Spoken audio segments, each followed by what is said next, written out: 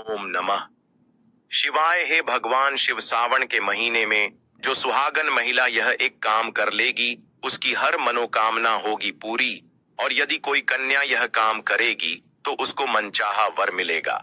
हे भगवान शिव, यदि सावन सोमवार में आपके इस भक्त से कोई भूल हो जाए तो क्षमा करना, हम सब आपकी ही संतान हैं। और जो इस वीडियो को लाइक करें उसके दुख दर्द और गरीबी को दूर कर देना, लाइक जरूर करें। सावन की हार्दिक शुभकामनाएं। दोस्तों, सावन सोमवार के पवित्र दिन में यहाँ पर बांधे एक जोड़ी हरी चूड़ी 24 घंटे के अंदर में देखे चमत्कार। सावन का जो महीना होता है मर्यादा एवं ये भक्ति का महीना होता है, भक्ति का माह होता है। सावन के पूरे महीने पर भगवान भोलेनाथ जी का नियंत्रण माना जाता है। कालों के भी काल कहे जाने वाले महाकाल शिव शंभू को सावन का महीना बहुत ही खूबसूरत लगता है। इस समय सूखे पड़े बंजर, सूखे पड़े बाग खिलखिला उठते हैं। चारों ओर हरियाली ही हरियाली दिखाई होती है। सावन का महीना लड्डू गोपाल श्री कृष्ण को अति प्रिय है। अपने बाल गोपाल रूप में भगवान लड्डू गोपाल वृंदावन में सावन में स्नान अवश्य करने आते हैं। श्री कृष्ण सखियों के साथ मिलकर वर्षा आदि में स्नान करते हैं और नृत्य आदि करते हैं। ऐसा माना जाता है कि सावन के पूरे महीने भर भगवान भोलेनाथ जी की पूजा पाठ करने से वो शीघ्र ही प्रसन्न होते हैं। सावन का पूरा महीना भगवान भोलेनाथ का प्रिय महीना है। इसकी अनेक पौराणिक कथाएं एवं धार्मिक मान्यताएं भी हैं। दोस्तों, जनसाधारण लोग किसी और महीने में संयम नियम का पालन करे या न करे, लेकिन सावन के महीने में संयम एवं नियम का पालन जरूर करते हैं। सावन में जो लोग व्रत आदि करते हैं तो उन्हें पूरे महीने भर लहसुन प्याज तथा किसी का झूठा भोजन भी नहीं करना चाहिए, क्योंकि इस समय व्रतधारी भगवान शिव की शरण में होता है। तो आप कोई भी ऐसा पाप ना करें जिससे भगवान शिव क्रोधित हो जाएं। तो आज की जो वीडियो है बहुत ही सुंदर है, ज्ञानवर्धक जानकारी है। इस वीडियो को अपने फायदे के लिए जरूर पूरा देखना है, क्योंकि अधूरा ज्ञान हमेशा अधूरा फल ही देगा और भगवान शिव का अपमान भी माना जाएगा। इसलिए सावन के शुभ अवसर पर वीडियो को अंत तक जरूर देखें और कमेंट में अपनी राशि जरूर डाल दीजिएगा। यदि हमारे पास कोई उपाय होगा तो वह आकर हम आपके कमेंट के रिप्लाई में जरूर बताएंगे। सावन के महीने की विशेष महत्व कुछ इस प्रकार से है। दोस्तों, सावन के महीने में ही समुद्र मंथन हुआ था। सावन के महीने में ही माता लक्ष्मी उत्पन्न हुई थी और माता लक्ष्मी को धन की देवी का दर्जा सावन के महीने में ही प्राप्त हुआ था। सावन के महीने में ही भगवान भोलेनाथ भूलोक पर आ जाते हैं और भूलोक पर जिनके घर पर यथावश शिवलिंग रखा हुआ होता है तो उनके घर में भगवान आशिंक रूप में जरूर आते हैं। दोस्तों, इस माह में भगवान विष्णु योग निद्रा में चले जाते हैं तो सृष्टि का जो भार होता है वो भगवान भोलेनाथ संभालते हैं। तो आज की जो वीडियो का विषय है बहुत ही सुंदर है कि इस वृक्ष पर बांधे 2 जोड़ा हरी चूड़ी, आपकी हर इच्छा शीघ्र ही पूर्ण होगी। और इस वृक्ष पर सावन में अगर हरी चूड़ी बांधते हैं तो आपकी सभी मनोकामना शीघ्र ही पूर्ण होगी ही होगी और आपका आने वाला समय भी सुगमता पूर्वक से गुजरेगा और कैसी भी आपके जीवन में जो परेशानी चल रही हो वो परेशानी भी समाप्त हो जाएगी। अच्छी चूड़ी सभी समुदाय के लोग पहनते हैं। हिंदू, मुस्लिम, सिख, ईसाई सभी लोग अपने हाथों में चूड़ियां अवश्य धारण करते हैं। कोई इसे बैंगल्स बोलता है तो कोई इसे करें तो कोई इसे चूड़ी आदि बोलता है, लेकिन चूड़ी का महत्व सर्वप्रिय है। देवी देवताओं को अति आकर्षित करने वाली चूड़ियां मानी जाती हैं, खासकर माता रानी जो महिला चूड़ी पहनकर। दोस्तों, अगर आप भी भोलेनाथ के सच्चे भक्त हैं तो कमेंट बॉक्स में ओम नमः शिवाय जरूर लिखना, और अगर आप भोलेनाथ से प्यार करते हैं तो एक लाइक जरूर करेंगे। दोस्तों, भगवान भोलेनाथ जी को ये 3 वृक्ष अत्यंत प्रिय है और इस वृक्ष की पूजा करने से शिव पूजा करने का ही फल प्राप्त होता है। दोस्तों, इस वृक्ष के बारे में शास्त्रों में ये भी कहा जाता है कि मनुष्य जाति के जन्म कल्याण के लिए स्वयं भगवान भोलेनाथ एवं माता पार्वती इन वृक्षों के रूप में भूलोक पर अवतरित हुए थे, अर्थात भूलोक पर जन्म लिया था। तो आइए इस वीडियो में जानते हैं सावन में हरी चूड़ी का महत्व। दोस्तों, हरा रंग सौभाग्य एवं उल्लास का प्रतीक माना जाता है जो मन को शीघ्र ही आनंदित करता है। हरा रंग प्रकृति का वो स्वरूप है। हरा रंग प्रकृति का स्वरूप माना जाता है और माता पार्वती भी प्रकृति है एवं भोलेनाथ को पुरुष माना जाता है। दोस्तों, हरे रंग का उदाहरण कुछ इस प्रकार से है जैसे सावन में भगवान शिव जी को चढ़ाए जाने वाले बेलपत्र, धतूरा, भांग एवं दूब हरे रंग की होती है। दोस्तों, प्रकृति निर्माण करने वाले भगवान भोलेनाथ हरे रंग से अति शीघ्र ही प्रसन्न होते हैं। सावन में जो महिला हरे रंग की चूड़ी पहनती है, हरे वस्त्र धारण करती है, उन्हें अखंड सौभाग्य की प्राप्ति होती है। दोस्तों इसलिए कहा जाता है जितनी भी माताएं बहनें हैं उन्हें पूरे सावन के महीने में हरे रंग की चूड़ी जरूर पहननी चाहिए, हरे वस्त्र जरूर धारण करने चाहिए। सावन के महीने में जो माताएं बहनें भगवान भोलेनाथ की पूजा करती हैं, शिव पूजा करती है, ऐसी माता बहनों को हरे रंग के वस्त्र धारण करने चाहिए और भूलकर भी सावन के महीने में नीले और काले वस्त्र किसी भी महिला को कदापि नहीं पहनने चाहिए। ऐसा माना जाता है कि इस रंग के कपड़े पहनने से महिला के पति पर कष्ट आते हैं और उनके पति की आयु कम हो जाती है। तो दोस्तों इस वृक्ष पर किसी भी सावन सोमवार के दिन या सावन में किसी भी समय जरूर बांधे। हरी चूड़ी दुर्भाग्य आपका सौभाग्य में बदल जाएगा। कैसी भी आपके ऊपर परेशानी हो, गरीबी हो, कष्ट हो, कर्ज हो, तकलीफ हो, जीवन में जो परेशानी हो वो सारी समस्याएं समाप्त हो जाएंगी। दोस्तों केवल एक ही सोमवार के दिन अगर आप ये उपाय करते हैं, हरी चूड़ी इस वृक्ष पर बांधते हैं, तो आपके जन्म जन्मांतर की गरीबी भी मिट जाती है और शीघ्र ही आपके एक ही सोमवार के दिन ये उपाय करने से मनोकामना पूर्ण होगी। तो दोस्तों वो वृक्ष कौन से है, आइए जानते हैं। प्रथम वृक्ष है शमी का वृक्ष। शमी के वृक्ष के बारे में ध्यान से सुनिएगा। तो शमी का वृक्ष माता पार्वती का एवं भगवान भोलेनाथ जी का मिश्रित स्वरूप कहा जाता है। इसलिए दोस्तों शमी के वृक्ष को उमा महेश्वर वृक्ष भी कहा जाता है। पूरे सावन भर शमी के वृक्ष पर माता पार्वती एवं भगवान भोलेनाथ जी का वास माना जाता है।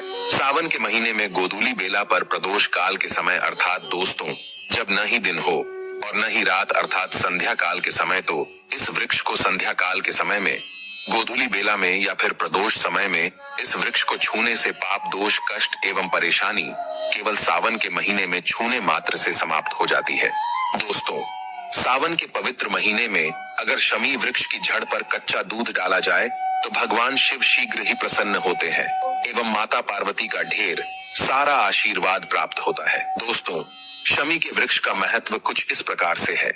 भगवान राम रावण पर आक्रमण करने के पूर्व भगवान राम ने शमी वृक्ष की पूजा की थी और पांडवों ने अपने दिव्य हथियार भी शमी के वृक्ष के नीचे में दबाए थे। शमी का वृक्ष जिस घर में लगा होता है उस घर का कल्याण हो जाता है और उस घर में सभी प्रकार के भौतिक सुख वास माना जाता है।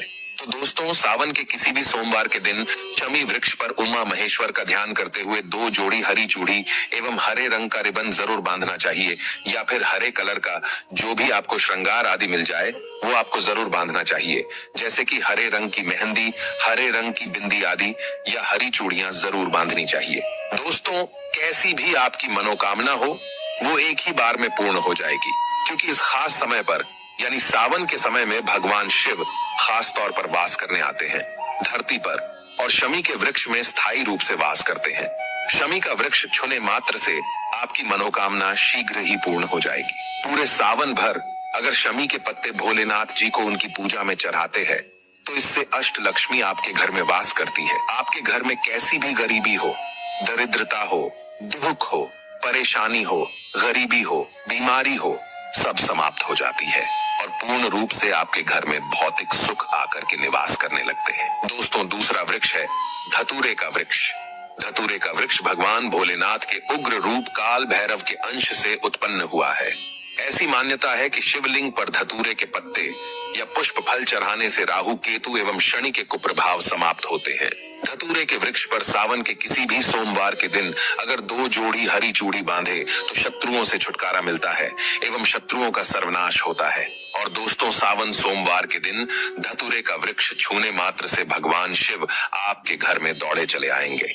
दोस्तों अगर सावन के किसी भी शनिवार के दिन धतूरे के वृक्ष पर बाबा काल भैरव का ध्यान करते हुए हरी चूड़ी अगर बांधी जाए तो घर से भूत प्रेत बाधाएं सब नष्ट हो जाती है, भस्म हो जाती है। एवं छोटे से धतूरे की जड़ अगर घर के किसी भी कोने में छुपा दी जाए या घर में जमीन में गाड़ दी जाए तो भूत प्रेत इत्यादि का वास घर में कभी नहीं होता है। घर से सभी बाधाएं शिव के वास होने से भाग जाती हैं। दोस्तों जो तीसरा वृक्ष है वो है बेल का वृक्ष। अगर भगवान शिव को बेलपत्र न चढ़ाया जाए तो सावन का व्रत अधूरा माना जाता है और बिना पत्र चढ़ाए ही शिवलिंग पर जल भी व्यर्थ हो जाता है। इसलिए जब भी आप भगवान शिव पर बेलपत्र चढ़ाए तो 5 बेलपत्रों पर उसके ऊपर में श्री राम अवश्य लिखे। इससे भगवान शिव जल्दी और अत्यंत प्रसन्न हो जाते हैं। दोस्तों, सावन में बेल वृक्ष छूने से कई तीर्थों का लाभ मिलता है। सावन में इस वृक्ष को क्यों छूना जरूरी है, आइए जानते हैं बेल वृक्ष की महिमा को। बेल का वृक्ष, मैं आप लोगों को कई बार कई कथा में बता चुका हूँ कि ये जो बेल का वृक्ष है, माता पार्वती के स्वरूप कहा गया है। तो ये वृक्ष माता पार्वती के पसीने से उत्पन्न हुआ है। स्कंद पुराण में बहुत ही स्पष्ट तरीके से बताया गया है।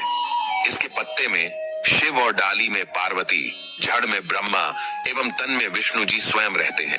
संध्या काल में ऐसा माना जाता है कि शिव मंदिर के समीप में जो बेल के वृक्ष है, इसके नीचे में अगर कोई भी व्यक्ति सावन में शाम के समय, वैसे तो इसे डेली जलाना चाहिए, लेकिन अगर सावन के पावन दिनों में शाम के समय अगर भगवान शंकर जी का कोई भी शिव मंदिर है, तो उसके किनारे में जो कोई बेल का वृक्ष हो, वहां पर बिल्कुल आप एक घी का दीपक जला दीजिए।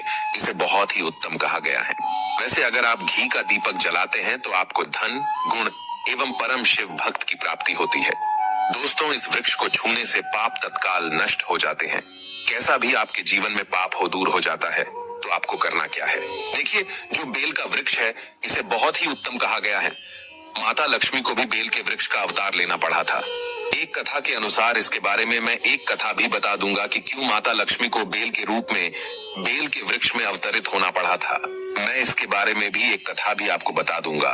तो आपको सावन के पवित्र दिनों में बेल के वृक्ष के नीचे हो सके तो घी का दीपक जरूर जलाएगा। घी का दीपक बहुत ही उत्तम कहा गया है। अन्य वृक्षों को जैसे आपने मक्खन चढ़ाया, बताशे का भोग लगाया, बेल के वृक्ष को माता पार्वती तथा भगवान शंकर का स्वरूप ही कहेंगे। बेल के वृक्ष की जो जड़ होती है, इसके जो मूल भाग होते हैं, इसमें समस्त तीर्थ आकर के निवास करते हैं। इसीलिए सावन के महीने में कहा जाता है, जो लोग अगर तीर्थ धाम नहीं जा सकते, तीर्थों के दर्शन नहीं कर पाते, तो ऐसे व्यक्ति बेल वृक्ष के नीचे में 1 महीने तक घी का दीपक जला लेते हैं, तो संपूर्ण जितने भी तीर्थ होते हैं, इसके घूमने का बराबर पुण्य की प्राप्ति होती है। मैं इसलिए सारी जानकारी, गुप्त रहस्य जानकारी बताता हूँ, जिससे आप सभी दर्शकों को कल्याण हो, दर्शकों की बिल्कुल ही आध्यात्मिक उन्नति हो। सभी को धन की जरूरत नहीं होती, किसी को पुण्य की प्राप्ति की जरूरत होती है, कोई आध्यात्मिक उन्नति करना चाहते हैं। इसीलिए इस प्रकार के छोटे छोटे गुण भरे रहस्य जानकारी वीडियो में बता देता हूँ। दोस्तों, अब करना क्या है, सावन के शुभ मंगल दिनों में इस वृक्ष को छूना है। माता पार्वती से प्रार्थना लगानी है कि हे माता पार्वती, आप ही शक्ति स्वरूपा है, लक्ष्मी है, धन की देवी है, आप ही संसार को चलाने वाली देवी है। इस प्रकार से प्रार्थना करते हुए इस वृक्ष को छूना है और बोलना है, मेरी गरीबी मिटाए माता, मेरी निर्धनता को मिटाए, मेरे जीवन में चल रही परेशानियां, सारी परेशानियों को दूर करें। इस प्रकार प्रार्थना करते हुए आपको एक कपूर और एक लौंग को भी जला देना है और एक काम जरूर करना है। जलाने के बाद इस वृक्ष को आपको बोलना है कि मैं भोग स्वरूप आपको धतूरे के पत्ते एवं धतूरे के फल समर्पित कर रहा हूँ, धतूरे के फल समर्पित कर रहा हूँ, आप स्वीकार करें। दोस्तों, इस वृक्ष की जड़ के नीचे में भी आपको धतूरे के फल एवं पुष्प को, पुष्प है तो पुष्प भी रख सकते हैं, फिर पत्ते रख दीजिए। और अब वृक्ष आपको छूना है, प्रार्थना करते हुए कि हमारी गरीबी मिटाए, हमारी निर्धनता मिटाए, बिल्कुल ही आपके जीवन में कभी गरीबी नहीं आएगी। और एक प्रार्थना जरूर करना है, किसी की हाय लग गई हो, बददुआ लग गई हो, किसी का दोष लगा हो, जिसके कारण हमारी आध्यात्मिक उन्नति नहीं हो पा रही हो, तो आप जो है हाय, बददुआ एवं किसी का दोष लगा हो, उसे तुरंत दूर करें। शनि, राहु, केतु का अगर दुष्ट प्रभाव लग रहा हो, नवग्रहों में से कोई नवग्रह हमें पीड़ित कर रहा हो, या फिर किसी भी हमारे पूर्वजों द्वारा किसी भी प्रकार का हमें पितृ दोष लगा हो, क्योंकि पितृ दोष लगने के कारण व्यक्ति की आत्मिक उन्नति भी नहीं हो पाती, तो आप बोलना कि समस्त प्रकार के दोषों को आप दूर करें, अपने अंदर में खींच लीजिए और आप हमें दोष मुक्त कर दीजिए। तो इस प्रकार से आपको ये प्रार्थना करनी है। और एक काम आपको जरूर करना चाहिए, आपको सावन के समय धर्म शास्त्रों में कहा गया है, बहुत सारे लोग भी बताते हैं, हमारे गुरुजी भी कहा करते थे, सावन के दिन अगर बेल के वृक्ष की जड़ में मिश्रित युक्त मिश्री, जो मिश्री आती है खड़ी खड़ी, आप सभी दर्शकों को जरूर पता होगी, शक्कर टाइप की होती है, तो आपको मिश्री डाला हुआ दूध अगर आप इनकी जड़ में डालते हैं, तो ऐसा कहा गया है कि ऐसा व्यक्ति कभी निर्धन नहीं होता। ऐसे व्यक्ति के जीवन से किसी भी प्रकार से अगर लक्ष्मी रुष्ट हो चुकी हो, ऐसे व्यक्ति पर मां लक्ष्मी भी प्रसन्न होती है। ऐसे व्यक्ति के जीवन में धन का अभाव नहीं होता, ऐसे व्यक्ति फिर निरोग रहते हैं, निरोग काया प्राप्त होती है। आप चाहते हैं तो यही क्रिया नीम के वृक्ष पर भी कर सकते हैं। नीम के वृक्ष पर माता लक्ष्मी निवास करती है। समस्त दैवीय शक्ति निवास करती है। नियम के वृक्ष में अगर आप जो है सावन के शुभ मंगल दिनों में आपको एक गिलास या फिर एक लोटे सामर्थ्य के अनुसार तांबे के लोटे में आपको दूध डाल करके इनके अंदर जो है अभिषेक करना चाहिए, इनकी जड़ में डालना चाहिए, लेकिन आपको मीठा दूध ही डालना है। मिश्री मिला हुआ दूध आपको चढ़ाना है, इनकी जड़ में डालना है और गरीबी मिटाने की प्रार्थना करनी है। या फिर जिन लोगों पे कर्जे का भार है वो लोग बोल सकते हैं कि हमारे कर्जे का भार दूर हो, या फिर जीवन में जो किसी भी प्रकार की जो परेशानी है वो परेशानी भी बोल देना। वो परेशानी तत्काल ये वृक्ष समाप्त करते हैं और आपको इसे छू करके आ जाना है। दोस्तों, सावन में आप इन वृक्षों को जरूर छुएं, आपका कायाकल्प हो जाएगा। भगवान शिव आपके ऊपर मेहरबान हो जाएंगे, आपकी भक्ति की कामना आराधना पूर्ण हो जाएगी। तो अगर आप महादेव की कृपा प्राप्त करना चाहते हैं और उन्हें अपने घर पर बुलाना चाहते हैं तो कमेंट बॉक्स में लिखें, भगवान शिव आपका स्वागत है हमारे घर में। हर हर महादेव, ओम नमः शिवाय। एक लाइक जरूर करें।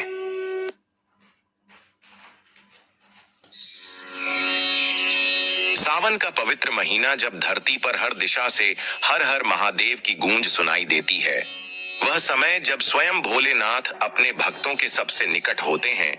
उस सावन के किसी भी सोमवार को अगर आप शिवलिंग पर एक चुपचाप किनारे रखी हुई चीज को उठाकर अपने घर ले आते हैं और उसका एक खास तरीका अपनाते हैं, तो आप न केवल दुर्भाग्य को दूर कर सकते हैं बल्कि करोड़पति भी बन सकते हैं। यह कोई काल्पनिक कथा नहीं बल्कि अनेक साधकों द्वारा प्रमाणित अनुभूत प्रयोग है जो महायुक्ति टीवी के माध्यम से अब आपके सामने प्रकट हो रहा है। सावन में सोमवार के दिन जब शिव भक्त व्रत रखते हैं, मंदिरों में बेलपत्र, जल, दूध, शहद और भांग चढ़ाते हैं, उन दिनों मंदिर में शिवलिंग के पास अक्सर कुछ चीजें भक्तों द्वारा अर्पित की जाती हैं जो विशेष रूप से प्रसाद नहीं होती, लेकिन उनका संपर्क सीधे शिवलिंग से होता है।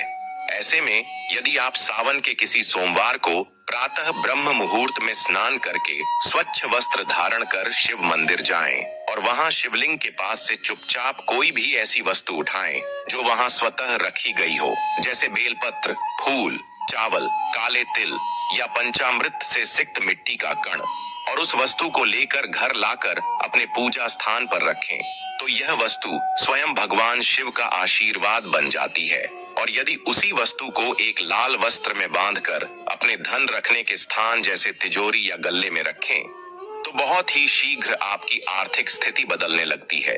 विशेषकर यदि आपने यह प्रयोग 3 सावन सोमवार तक लगातार किया हो तो आपके जीवन में लक्ष्मी जी का आगमन अवश्य होता है। और जो व्यक्ति यह उपाय श्रद्धा से करता है वह एक नहीं कई स्रोतों से आय प्राप्त करने लगता है। लेकिन ध्यान रखें कि यह प्रयोग पूर्ण निष्ठा, पवित्रता और मौन भाव से करना होता है, न किसी को बताना है और न ही दिखाना है। और अब बात करते हैं कि शिवलिंग पर क्या चढ़ाना चाहिए और क्या नहीं। तो सर्वप्रथम समझिए कि भगवान शिव को जल, दूध, बेलपत्र, भांग, धतूरा, शहद, सफेद चंदन, सफेद फूल, आंख का फूल, पंचामृत इत्यादि अत्यंत प्रिय हैं। विशेष रूप से बेलपत्र तो भगवान शिव के हृदय के समान माना जाता है। उसमें 3 पत्तियां अवश्य होनी चाहिए और वह टूटी हुई नहीं होनी चाहिए। बेलपत्र चढ़ाते समय उसका ऊपरी भाग, नुकीला हिस्सा शिवलिंग की ओर होना चाहिए। वहीं दूसरी ओर शिवलिंग पर तुलसी के पत्ते कभी नहीं चढ़ाना चाहिए, क्योंकि यह श्री हरि विष्णु को समर्पित माने जाते हैं और शिव पुराण में इसका निषेध किया गया है। इसके अलावा हल्दी, केसर, शंख का जल, नारियल जल और कभी भी फूल जो मुरझाए हों, टूटे हों या किसी और पूजा से बचे हुए हों, उन्हें भी शिवलिंग पर चढ़ाना वर्जित है। खासकर तामसी वस्तुएं जैसे मांस, मदिरा या प्याज, लहसुन से बनी चीजें शिवलिंग के पास भी नहीं जानी चाहिए। अगर ऐसा कोई व्यक्ति करता है तो वह शिव का रुष्ट स्वरूप भैरव का क्रोध झेल सकता है। अतः सावधानी और श्रद्धा दोनों ही आवश्यक हैं। और जब भी शिवलिंग पर अर्पण करें तो AUM नमः शिवाय या महामृत्युंजय मंत्र का जाप करते हुए करें। और सोमवार के दिन कच्चा दूध अभिषेक के लिए प्रयोग करें, लेकिन वह उबला हुआ नहीं होना चाहिए और उसमें कोई खटास या मिलावट नहीं होनी चाहिए। वहीं अभिषेक के लिए जल भी गंगा जल या कुएं का शुद्ध जल होना चाहिए।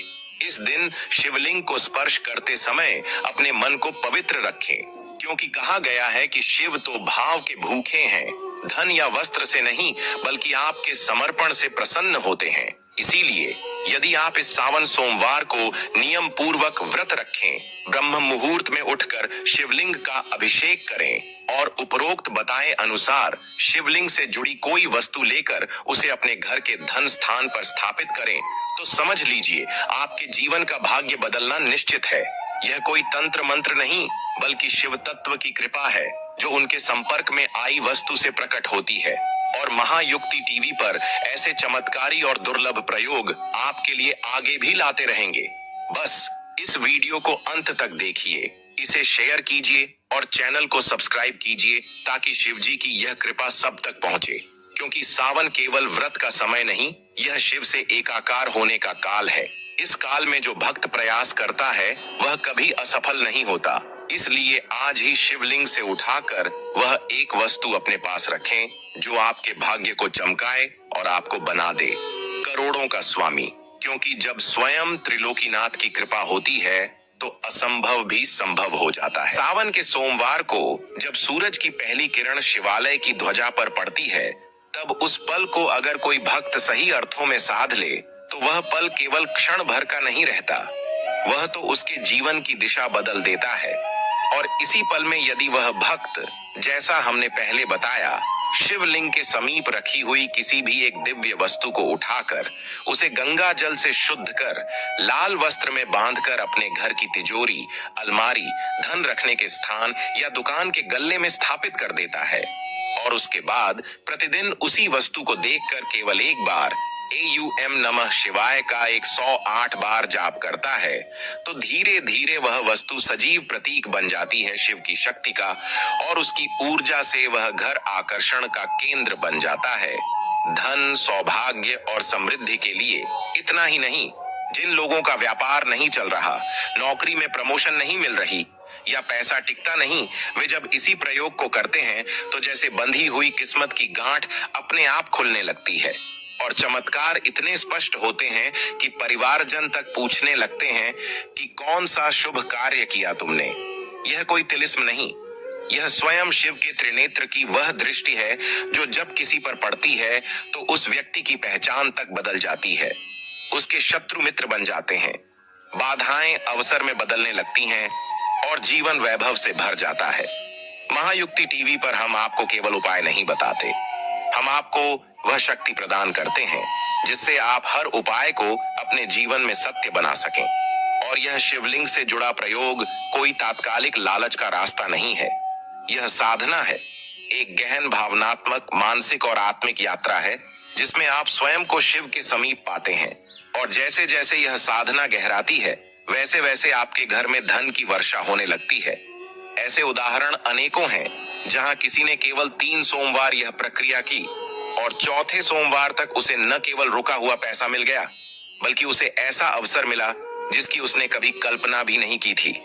अब एक और रहस्य जानिए, यदि आप इस शिवलिंग से उठाई गई वस्तु के साथ साथ सोमवार को एक विशेष दीपक भी जलाएं जिसमें शुद्ध घी, थोड़ी सी कपूर और 2 लौंग हों और दीपक को शिवलिंग के सामने अर्पण करने के बाद उसकी ज्वाला में अपने नाम का उच्चारण करके AUM शिवाय धन समृद्धिम देहि देहि नमः का 21 बार जाप करें तो यह प्रयोग कई गुना अधिक प्रभावी हो जाता है। अब हम आपको सावन सोमवार की रात में सोने से पूर्व किया जाने वाला एक और धनवर्धक रहस्य उपाय बताते हैं।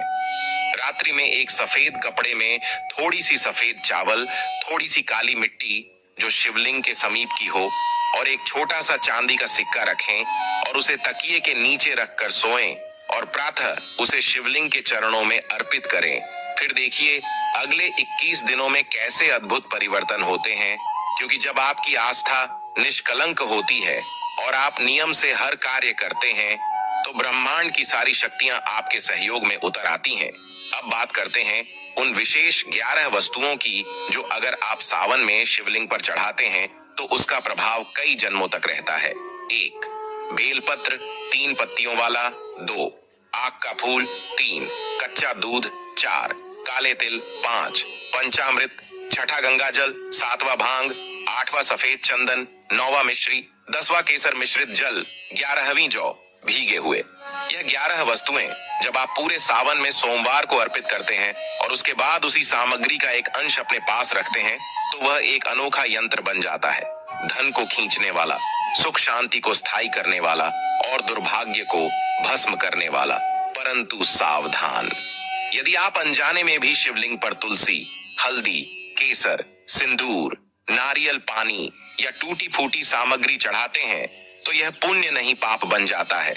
इसलिए महायुक्ति टीवी के माध्यम से हम बार बार निवेदन करते हैं कि हर उपाय करें, लेकिन पूरी जानकारी और विधि के साथ करें ताकि उसका फल आपको पूर्ण रूप से प्राप्त हो सके। और यदि आपने यह सब पूरी श्रद्धा और नियम से किया है तो वह दिन दूर नहीं जब शिव की कृपा से आप न केवल धनवान बल्कि यशस्वी, प्रसन्न और दिव्य जीवन जीने लगेंगे। और जो लोग अब तक संदेह करते थे वे भी आपके जीवन में आए इस परिवर्तन को देखकर हैरान रह जाएंगे। यही है शिव की असली महायुक्ति, बिना शोर के, बिना दिखावे के, केवल भाव और नियम से किया गया कार्य जो पूरे ब्रह्मांड को झुका देता है आपके चरणों में। वीडियो देखने के लिए धन्यवाद दोस्तों।